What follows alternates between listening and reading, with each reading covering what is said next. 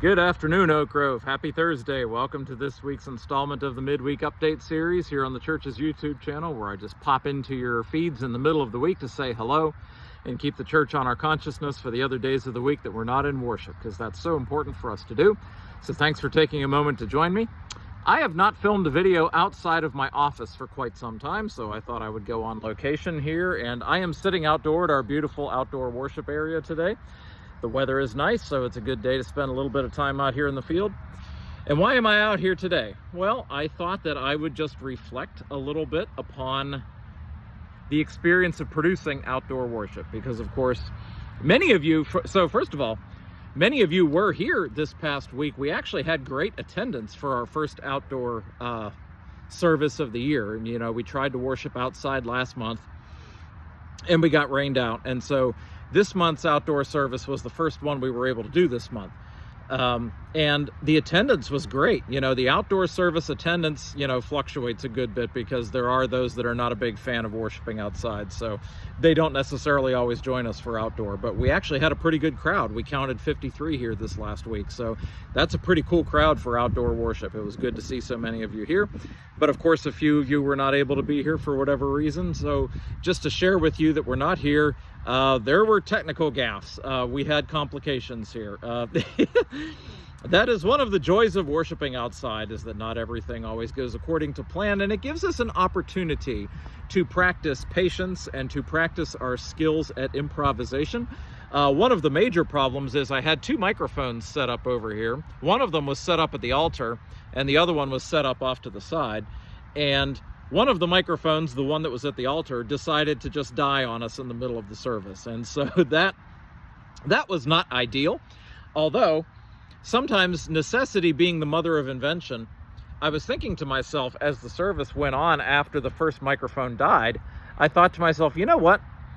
I think I actually kind of prefer the simple elegance of only having one mic and then just passing it back and forth between myself and the assistants and Chesa. I actually thought to myself, that kind of seems nice. I kind of like that in a simplistic way.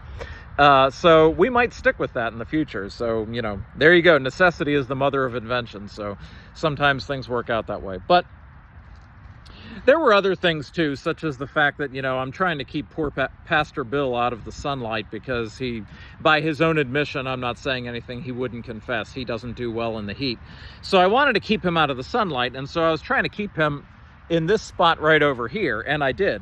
But my other thought was that I was hoping to put the speaker right in the middle of our outdoor space, right over here. Because I was hoping that if I put it there, the speaker might project the sound a little better for everybody's benefit so that everybody can hear. But our cable is just not long enough to be able to get the speaker over there while having Pastor Bill over here. So once again, improvisation. You know, you do the best you can. The speaker actually ended up sitting on the bench that I'm sitting on right now. Improvisation, thinking quickly on your feet. But you know what? God was still worshiped. The people were still fed with the word and the sacrament. We still enjoyed the sunshine. We still had good fellowship with one another, and everything was okay. And so it is a life lesson for us as we move forth in life that sometimes the best laid plans fall aside, and you just have to kind of improvise, and maybe things don't work out exactly the way you envisioned them to. But God still had a path forward that worked out just fine for us, and that's a life lesson for us to follow. Not everything we plan is going to work out exactly the way that we thought it would, but maybe God has something better in store. And you just kind of got to have to roll with the punches of life, and whatever life throws at you, you're going to deal with it somehow. So, you know, when I couldn't use the altar because the mic died, I ended up consecrating the communion elements right here on the bench back here. And I said to the people who were here, but for the benefit of those that were not, there's a beauty to the fact that even a wooden bench can become an altar of God in a moment's notice. There's something beautiful about that. Because God is able to be present with us even in the midst of failing microphones. God is in the midst of us in the middle of cables that are not long enough to set things up the way we want. God is here in our presence even when the wind is blowing my music around and I'm having trouble holding it down. God is in the midst of us even when I'm being buzzed by a wasp in the middle of worship and it keeps repeatedly landing on my binder, and I eventually say, you know what? This creature of God evidently just wanted to worship with us today, so I'm going to let him stay there because I don't want to get stung. God is able to be there in the midst of all of it. There's a life lesson there in there somewhere. And so that's what I wanted to share with you today, as much as for any other reason, so that I could come out here and enjoy the sunshine on a beautiful day. I just thought I would share those reflections from outdoor. For those that have never been with us for the outdoor service, it really is a really cool experience. Yes, there are complications involved in it. Yes, the wind might blow your bulletin around. Yes, you might have a fly land on you. Yeah, it can be warm.